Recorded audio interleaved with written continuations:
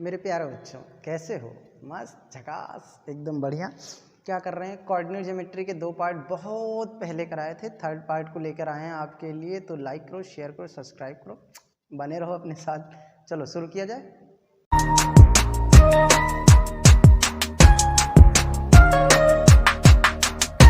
बात हो चुकी है, उसके बाद 12 से 24 की बात हो चुकी है। पार्ट 3rd में हम 25 से बात करते हैं। चलो समझने की कोशिश करते हैं। क्वेश्चन पढ़ो, ऊपर क्या दे रखा है? 25। तुम काहे गिर रहे हो भैया? चलो 25, if the centroid of a triangle formed by the points, क्या कह रहा है जरा पढ़ो मोटी बुक। पहला कह रहा है 25 कर रहे हैं हम लोग, ठीक। 25 कह रहा है 7, x और y, -6 और 9, 10, ये 3 पॉइंट्स हैं। और सेंट्रॉइड जो है वो 6, 3 है। सेंट्रॉइड कितना है? 6, 3। अच्छा, आप ये बताओ कि ट्राइंगल का जो सेंट्रॉइड होता है वो क्या होता है? नहीं पता? चलो सेंट्रॉइड के लिए आप क्या करो, सेंट्रॉइड के लिए कोऑर्डिनेट्स नोट करो। सेंट्रॉइड के लिए कोऑर्डिनेट्स नोट करो। अगर सेंट्रॉइड के कोऑर्डिनेट्स हम मान लेते हैं x1 और y1 होता, तो x1 की जो वैल्यू होती वो होती, x1 मत मानो क्योंकि अभी हम x1 y1 यहीं पे नाम देंगे। xy पहले से हो चुका है, मान लेते हैं a और b होता, ठीक है। तो ये a हो जाता है, ये b हो जाता है, ठीक। तो हम कहते हैं a की वैल्यू जो आती है वो x1 + x2 + x3 divided by 3, और b की वैल्यू जो आती है वो क्या कहते हैं? y1 + y2 + y3 divided by 3। ये हमारे सेंट्रॉइड की वैल्यू होती है। सेंट्रॉइड क्या कहता है कि आपके जो तीनों वैल्यूज़ हैं उनमें ऐड करिए।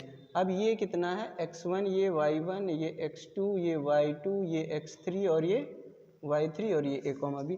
a की वैल्यू कितनी है हमारे पास? 6, और x1 की वैल्यू 7, x2 की वैल्यू y और x3 की वैल्यू कितनी है? 9/3। 3 6 जा कितना हो जाएगा? 18, और 7 9 16 और प्लस y की वैल्यू क्या हो जाएगी? 18 - 16, ये 18 हो जाएगा। और y की वैल्यू कितनी आ जाएगी आपके पास बच्चे? 2। इसी तरीके से आप कह पाओगे b की वैल्यू कितनी है? 3, और y1 की वैल्यू कितनी है? x, y2 की वैल्यू कितनी? -6, और y3 की वैल्यू 10, और यहाँ नीचे 3 × 3 हो जाएगा, ये क्रॉस मल्टीप्लाई करेगा इधर जाके, और यहाँ हो जाएगा x + 4, और ये क्या हो जाएगा? x = 9 - 4। तो x की वैल्यू कितनी आ जाएगी आपकी बेटा? 5 आ जाएगी। अब आपको x की वैल्यू और y की वैल्यू बतानी थी, तो x की वैल्यू और y की वैल्यू बतानी थी। कहाँ गया ऑप्शन? ठीक है, ऑप्शन में पहले x था फिर y था, तो ऑप्शन में पहले 5 फिर 2, यानी 5,2। 5,2 है हमारे पास, डी ऑप्शन। डी ऑप्शन है। चलो कॉपी करो ज़रा, देखो मैं देखूँ आ रहा सब कुछ। ठीक है, बेहतर है।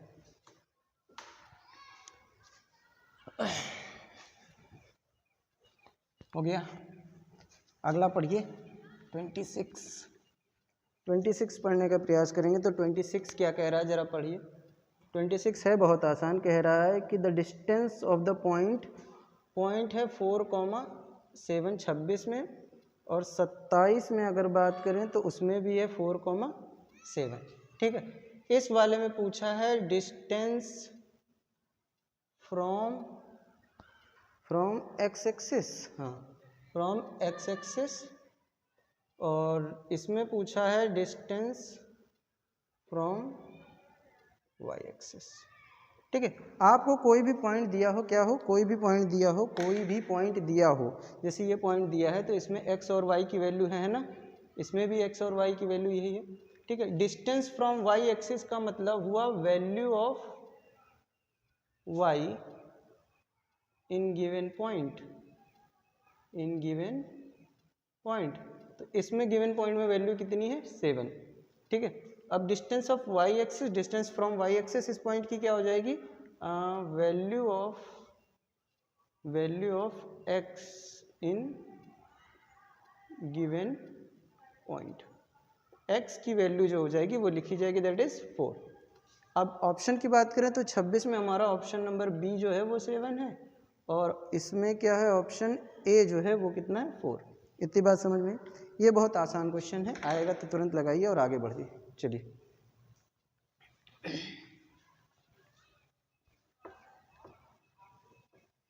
28 की बात करते हैं। 28 क्या कह रहा है, देखो 28 पढ़ो, काफ़ी लंबा क्वेश्चन है।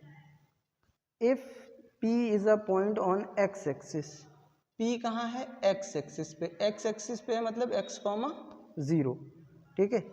कोऑर्डिनेट ऑफ x एक्सिस क्या होते हैं बेटा, x, 0। तो P कहाँ है, x एक्सिस पे। Such that the distance from the origin is 3 unit. अच्छा, ओरिजिन मान लेते हैं कोई पॉइंट हो रहा होता, and then the coordinates of point Q on O Y कहाँ से आ गया भाई, then the coordinates of a point Q on O Y such that OP equal to OQ R।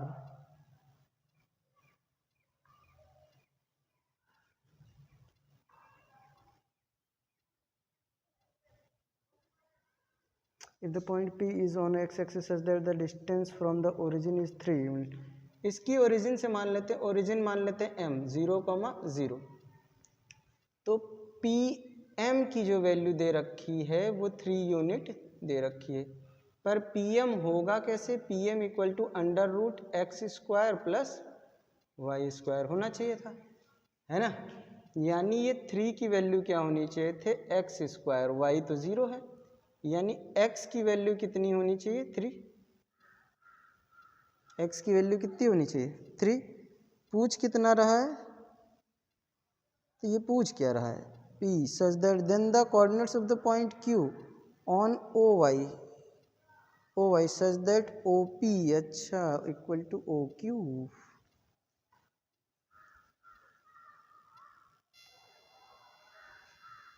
चलो इतनी बात समझ में आई। आगे बात करें, आगे क्या कह रहा है, देखो मैं बताने का प्रयास करता हूँ क्वेश्चन कहना क्या चाहता है। ये ओरिजिन है, ओरिजिन को O ले लिया है उसने, ठीक है। अब x की वैल्यू आ गई, यानी P हमारा जो है वो क्या है, 3, 0 है, पॉइंट ऑन x एक्सिस ना, 3, 0, ठीक। अब OP की बात करते हैं, OP की। अब उसने क्या कहा कि अगर ये पॉइंट मार्क करो P पे, 1, 2, 3, तो ये पॉइंट हमारा क्या हुआ P, और यहाँ से यहाँ तक क्या हुआ OP। P की वैल्यू क्या हुई, 3, 0। देन कह रहा है, पढ़ो कि coordinates of a point Q on OY। अब OY यानी OY एक्सिस पे चाहिए उसे, सच दैट OY मतलब इस एक्सिस पे, OY मतलब इस एक्सिस पे, बात समझ में आ रही है, OX मतलब इस एक्सिस पे।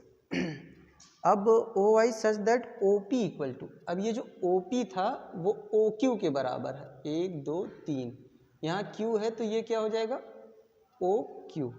बात समझ में आ रही, यानी यहाँ कितनी डिस्टेंस हम लोग चले थे, 1, 2, 3, तो यहाँ भी कितनी चले, 1, 2, 3। अब यहाँ पे क्या होना चाहिए था, 0, 3। क्यों, क्योंकि y एक्सिस पे क्या कोऑर्डिनेट होते हैं, 0, y। बात समझ में आ रही। तो यहाँ हमसे क्या पूछा है, Q के कोऑर्डिनेट्स, तो Q के कोऑर्डिनेट्स हमें क्या मिले, Q जो कोऑर्डिनेट मिला वो क्या मिला, 0, 3। तो ऑप्शन क्या हो जाएगा हमारा, A। बात समझ में आ रही, आई नहीं आ रही है, एक बार देखो फिर से समझाता हूँ, समझने का प्रयास करेंगे हम लोग। क्या कह रहा है कि एक पॉइंट P है जो x एक्सिस पे है, तो उसके कोऑर्डिनेट क्या हो जाएंगे, x, 0। कहाँ से, ओरिजिन से, यानी ओरिजिन को मैं M ना लिख के यहाँ O लिख दूँ, तो ये OP जो है ऐसे, अब सही है, बात समझ में आ रही, पहले M ले लिया था। अब OP यानी ओरिजिन कितना, 0, 0, ठीक है, 0, 0। अब यहाँ से यहाँ तक की डिस्टेंस 3 निकल आया, x की वैल्यू। ओरिजिन से डिस्टेंस निकालने का फॉर्मूला क्या है, √x² प्लस y², यानी x और y की वैल्यू हम क्या कर देंगे, रख देंगे। इतनी बात समझ में। फिर उसने कहा है कि एक जो पॉइंट है Q OY पे, OY कहाँ है, ये वाली डिस्टेंस OY पे है, ठीक है, जहाँ पॉइंट क्या है, Q है। अब ये OP जो है वो OQ के बराबर था, यानी OQ जो है OP जो है वो कितना है 3 और OP किसके बराबर OQ के, तो OQ भी जाहिर सी बात है कितना हो जाएगा 3, क्योंकि ये किसके बराबर था 3, तो ये 3 यूनिट हो गए, 3 यूनिट ऊपर गए। y एक्सिस पे क्या होता है 0, y। इतनी बात समझ में आई? कोई दिक्कत तकलीफ दुख दर्द तो नहीं आ ही गया होगा। चलो आगे बढ़ जाए अब। ठीक है, आशा करते हैं आपको समझ में आ रहा होगा। आ रहा है तो लाइक करो, शेयर करो, शेयर करो जल्दी से, सब्सक्राइब भी कर लो भैया, कि यही करते रहोगे। चलो 29 की बात करते हैं। 29 क्वेश्चन आपसे क्या कहता है, if the point x, 4 lie on the circle whose center is at the origin and radius is 5, radius कितना है 5। कहना क्या चाहता है, मैं फिर से प्रश्न को समझाने का प्रयास करता हूँ। ये मेरा गोला है, गोला रे गोला, तो कह रहा है जो सेंटर है वही क्या है ओरिजिन, यानी 0, ठीक है। एक पॉइंट क्या है x, 4 है और रेडियस मतलब यहाँ से यहाँ तक की दूरी क्या है, यही रेडियस होता है। यहाँ से यहाँ तक की दूरी क्या है 5, तो यहाँ से यहाँ तक की दूरी भी कितनी हो जाएगी 5, क्योंकि ये भी तो रेडियस है, बोलू ना। तो हमको क्या फाइंड करना है, point on a circle is that the origin and radius, then x की 0.5 करना है, हमें x फाइंड करना है। तो कुछ नहीं है, इसको ओरिजिन मान लियो तो इधर बजाओ भी ना, इसकी वैल्यू हटाओ, ये यहाँ से यानी इसको o मान लें तो OA की दूरी जो हो जाएगी √x² + y² हो जाएगा। OA यानी रेडियस यानी 5 और √x की वैल्यू x², y की वैल्यू 4 का स्क्वायर 16, 4 का स्क्वायर 16, ठीक है। ये क्या हो जाएगा, दोनों तरफ क्या कर लोगे स्क्वायरिंग बोथ साइड, क्यों, to remove the square root we have to perform action which is called as squaring, ठीक है। तो स्क्वायरिंग किया, ये हो गया x² + 16 करके दिखा देता हूँ ताकि आपको समझ में आए।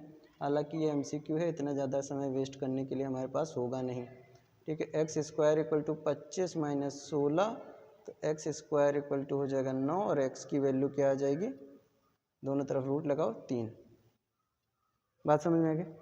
x की वैल्यू कितनी आ जाएगी 3, लेकिन हाँ यहीं पे गड़बड़ होता है। देखो कैसे, x² = √9 है तो x की वैल्यू +-3 आएगी। अब कैसे, मैं ये समझाता हूँ। +3 का स्क्वायर करो 9, -3 का स्क्वायर करो 9, ठीक है। तो जब स्क्वायर रूट हटेगा तो ऐसे होगा, ये √+ -3 का होल स्क्वायर, तो होल स्क्वायर हटा तो क्या आ गया +-3। कैसे आता है, समझ में आ गया, आ गया। चलो ऑप्शन की बात कर लेंगे, तो ऑप्शन बी, बात समझ में आ रही, मिटा दूं, आगे बढ़ूं। 29 हो गया, 29 हो गया। चलो 29 के बाद बात कर लेते हैं 30 की। 30 क्या कह रहा है आपका, 30 कहता है if the point P x, y, P जो है वो क्या है x, y है, and is equidistant from the point A and B, then ये पॉइंट जो है वो इक्विडिस्टेंट है कहाँ से, A से B से। B के कोऑर्डिनेट कितने हैं बच्चा, बताओ 1, क्या लिखा है -1, 5 और A की वैल्यू क्या लिखी है 5, 1। तो हमें इसके वैल्यू बता देनी। इक्वी डिस्टेंट का मतलब इन दोनों की डिस्टेंस क्या होगी, बराबर होगी। समझ में आ रहा। अब इक्वी डिस्टेंस का मतलब हुआ कि AP की वैल्यू PB की बराबर हो जाएगी। तो हम कह सकते हैं कि ऐसे लिख लेते हैं, ये x1 ये y1, ये x2 ये y2, ये x3 ये y3। बात समझ में आ गई, ठीक है। साफ साफ नहीं दिख रहा है ये, चलो -1, 5 अब दिख रहा होगा ना। तो हम लोग कहेंगे कि x2 - x1 का whole square plus y2 - root लगाने की जरूरत नहीं क्योंकि दोनों तरफ स्क्वायर हो जाएगा तो हट जाएगा, ठीक है। इसी तरीके से x3 - x1 का whole square plus y3 - y1 का होल स्क्वायर। डिस्टेंस फार्मूला लगा रहे हैं और कुछ नहीं कर रहे हैं। क्या लगा रहे हैं, डिस्टेंस फार्मूला, ठीक है। x2 में से देखिए 5 - x का होल स्क्वायर प्लस 1 - y का whole square equal to -1, -y का होल स्क्वायर। सॉरी एक्स का स्क्वायर प्लस क्या हो जाएगा 5 माइनस वाई का होल स्क्वायर। तो आप इधर अगर एक्शन परफॉर्म कर भी दोगे तो क्या आ जाएगा a माइनस बी का होल स्क्वायर। अब a माइनस बी का होल स्क्वायर जिसको नहीं आता उसके लिए मैं यहाँ लिख देता हूँ a माइनस बी का होल स्क्वायर होता है a square minus 2ab plus B square, और a प्लस बी का होल स्क्वायर क्या होता है a square plus 2ab plus B square. यही लगा रहे हैं। a माइनस बी का होल स्क्वायर लगाओगे तो यहाँ 25 माइनस का 5 दूनी 10x प्लस का x square plus 1 plus minus है ना माइनस 2y प्लस का वाई स्क्वायर इक्वल टू कितना हो जाएगा। इधर वाली चीज़ मैं ब्लू से लिख रहा हूँ। देखो दोनों तरफ माइनस होता है तो सब प्लस हो जाता है। 1 plus 2x plus X square plus 25 minus 10y plus Y square. ठीक है, बात समझ में। इधर से वाई स्क्वायर से मर जाएगा, एक्स स्क्वायर से मर जाएगा, 25 से मर गया, 1 से मर गया। ठीक है, तो बचा क्या हमारे पास माइनस 10x माइनस 2y बराबर प्लस 2x माइनस 10y। ठीक है, इसको उधर भेज लो, इसको इधर भेज लो, तो क्या हो जाएगा माइनस 2y प्लस का 10y बराबर 2x प्लस का 10x। यहाँ हो जाएगा 8y इक्वल टू 12x। 4 की टेबल पढ़ो, 4 2 ज़ा 8 और 4 3 ज़ा 12, यानी 2y इक्वल टू 3x आ जाएगा। 2y इक्वल टू 3x है ऑप्शन में कहीं, 2y इक्वल टू 3x कि 2x इक्वल टू 3y। कुछ गड़बड़ हुआ है? नहीं बताओ, नहीं ना, मुझे तो नहीं लगता। ठीक है, फिर भी एक बार रीचेक करो कहीं कुछ गड़बड़ तो नहीं है। क्वेश्चन तो सही लिखा है कि क्वेश्चन ही गलत लिख दिए। ठीक है, X Y is equidistant from 5, 1 and minus 1, 5 then 3x equal to 2y। सही तो आ रहा है, 3x equal to 2y, 3x equal to 2y। C option है 3x equal to 2y, C option. ठीक है, बुक में क्या दिया है 3x इक्वल टू 2y। कहीं कोई दिक्कत तकलीफ दुख दर्द तो नहीं। ऑप्शन डी कैसे हो सकता है 30 का 30 में नहीं, गलत है। 2y equal to 3x। ठीक है, 2y इक्वल टू 3x। चलो देख लो, हो गया। फिर से एक बार रीचेक करवा दें, कोई दिक्कत तो नहीं।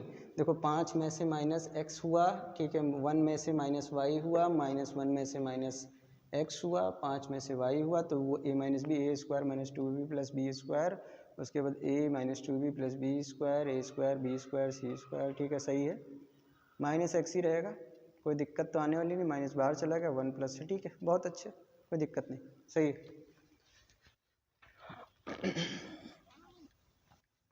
क्वेश्चन जो ऑप्शन में आंसर दिया है बुक में आपके वो गलत है। ठीक है, कोई दिक्कत नहीं है, आगे बढ़ते हैं। 30 के बाद बारातियाँ 31 की बात करें। If the points form a square, देखो स्क्वायर के पॉइंट्स की बात कही गई है। स्क्वायर ए 31 यहाँ लिखते हैं।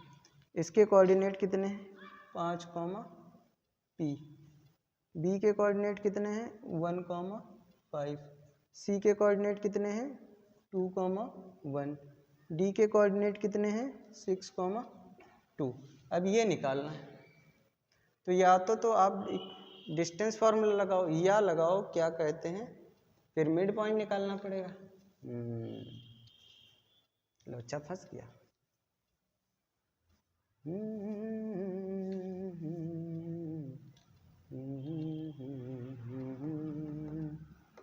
और सिंपलेस्ट तरीका क्या है, अगर इसके डायगोनल निकाल दें तो भी निकल जाएगा, डायगोनल की लेंथ निकाल लें तो भी निकल जाएगा। कुछ मत करो, चलो कहो कि ए बी बराबर किसके होगा डी सी के, तो वही पिछला वाला फार्मूला लगा दो।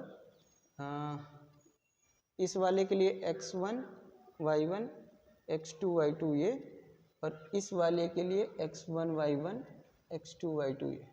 बात समझ में आ रही? तो क्या कहोगे x2 माइनस x1 का whole square plus y2 minus y1 का होल स्क्वायर AB के लिए, और यहाँ पे x2 माइनस x1 का whole square plus y2 minus y1 का होल स्क्वायर। कोई दिक्कत तो नहीं। अब चलो AB के लिए x2 क्या है 1 और x1 क्या है 5, उसका होल स्क्वायर प्लस y2 क्या है 5, ऊपर देखो माइनस p का होल स्क्वायर। ठीक है, इधर वाले के लिए x2 क्या है 2 माइनस 6 का होल स्क्वायर प्लस 1 माइनस 2 का होल स्क्वायर, सॉरी 1 माइनस 2 का होल स्क्वायर।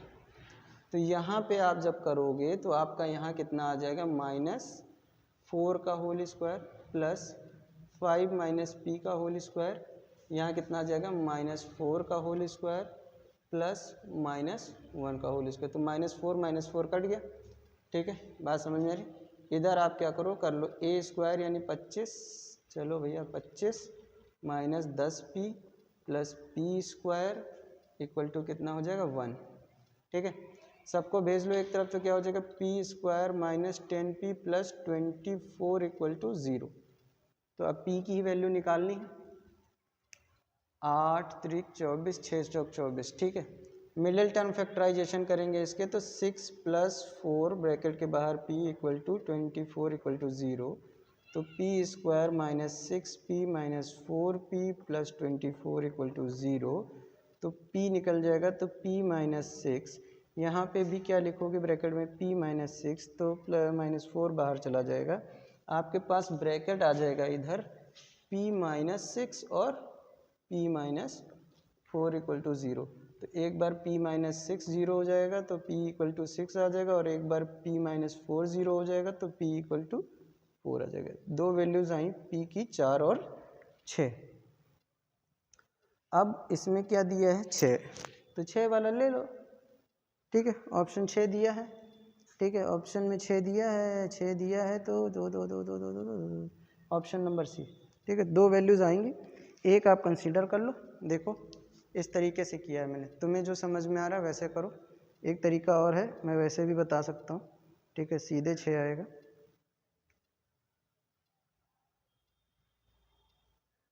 ठीक, अब 6 और 4 में चूज़ करना हो कि 6 और 4 ही होगा तो कैसे। एक तरीका और है, एक तरीका और है, इसको ना करना चाहो तो ठीक है, चलो एक तरीका और है वो मैं बता देता हूँ, इतना लंबा ना करना हो। देखो डायगोनल्स जो होंगे इसके क्या करेंगे, इंटरसेक्ट करेंगे एक दूसरे को। किस पे, ओ पे। मान लेते हैं ये पॉइंट ओ है, यहाँ पे इंटरसेक्ट करेंगे, ये इसके बराबर होगा। तो O is mid point of A C and B D. A C और बी डी का मिड पॉइंट है। तो आप क्या कहोगे, ओ के कोऑर्डिनेट क्या हो जाएंगे, ओ के कोऑर्डिनेट क्या हो जाएंगे। अब A B for a C और फॉर क्या नाम है इसका, फॉर बी डी। तो जब अब ए सी के लिए कहोगे तो क्या होता है, x1 plus x2 divided by 2, y1 plus y2 divided by 2, और यहाँ भी x1 plus x2 divided by 2 और y1 plus y2 divided by 2। बात समझ में आ रही है ना, यहाँ से कर लो। ठीक है, अब x1 कितना है ए सी वाले में, इस वाले में 5 प्लस 2 डिवाइडेड बाई 2, और y1 कितना है p प्लस 1 डिवाइडेड बाई 2, और यहाँ पे कितना हो जाएगा इस वाले में x1 यानी 1 प्लस 6 डिवाइडेड बाई 2, और y1 कितना हो जाएगा 2 प्लस 5 डिवाइडेड बाई 2।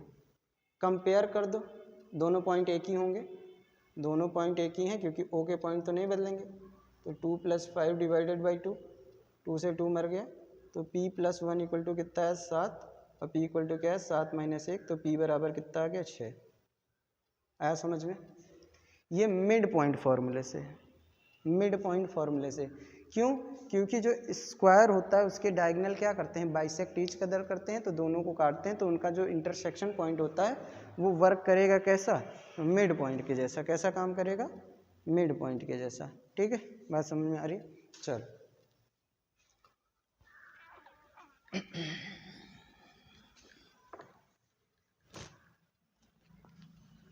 आगे बात करें, कहाँ तक थे? 30, 31, 32 की बात करते हैं। 32 क्या कहता है? The coordinates of a circum centre of a triangle formed by the points this. ठीक है, सर्कम सेंटर क्या होता है? सर्कम सेंटर वो सेंटर होता है जहाँ से अगर खींचेंगे, देखो बता देता हूँ, ये ट्राइंगल है, अगर इसे हम सर्कम सेंटर कह रहे हैं तो यहाँ से अगर रेडियस माने तो ये दूरी, ये दूरी, ये दूरी बराबर होगा, सेंटर खींचेंगे तो क्या हो जाएगा? ऐसे। ठीक है, ये डिस्टेंस होगी, ये रेडियस का काम करेगा। तो ये कह रहा है कि सर्कम सेंटर होता है, यानी इक्वी डिस्टेंट है तीनों जगह से। सेंट्रॉइड ही सर्कम सेंटर का काम करता है। तो एक तरीके से मानो कि O कितना है? 0, कहाँ है? 0,0। A कितना है? A,0 और B कितना है? 0,B, 0,B। बात समझ में आ रही? The coordinates of the circum centre. अब सर्कम सेंटर के अगर कोऑर्डिनेट्स की बात करें तो अगर सर्कम सेंटर x मान लें तो x1 + x2 + x3 divided by 3 होना चाहिए था। ठीक है, बात समझ में आ रही है? बोलो। अच्छा एक बात बताओ, फिर से मैं तुमको बात समझाता हूँ। अगर मैं ऐसे कर लेता 1.0,0, अब x एक्सिस पे कितना जाना है? A, y एक्सिस पे कितना जाना है? B। बात समझ में आ रही? ठीक, तो ये क्या हो जाएगा? A,0 और ये क्या हो जाएगा? 0,B। तो ये ऐसे मिलेगा। ठीक है,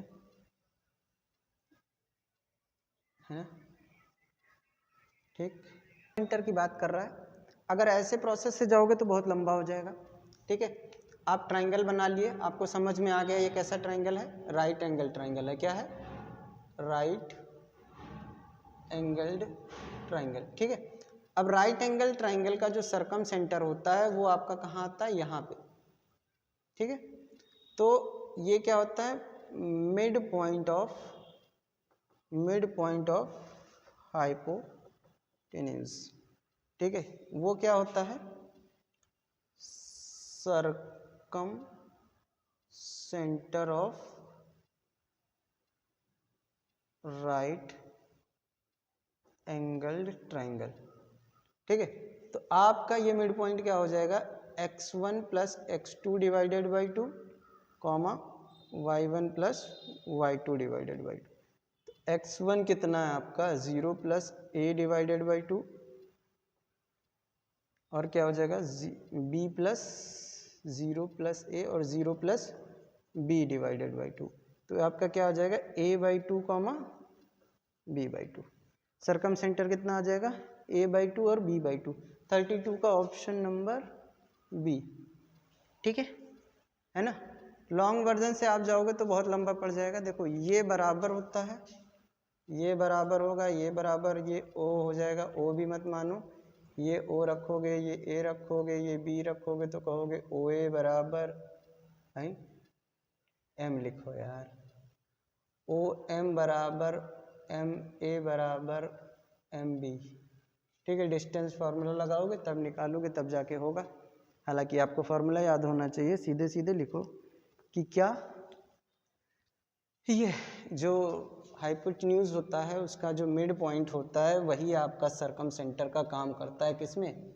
राइट एंगल्ड ट्राइंगल में। समझ में आया? चलो।